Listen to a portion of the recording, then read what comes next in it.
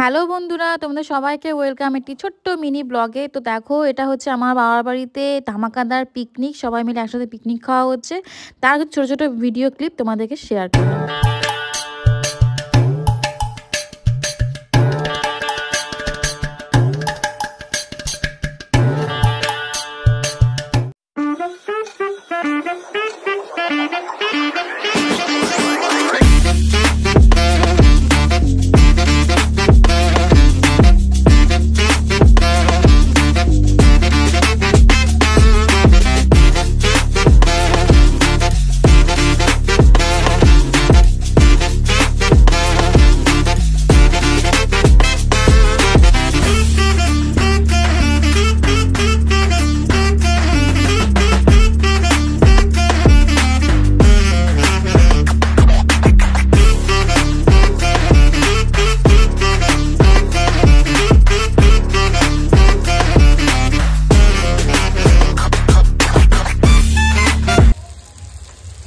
এখন হচ্ছে আমাদের মাটন কষা, চিকেন হয়ে গেছে অলরেডি,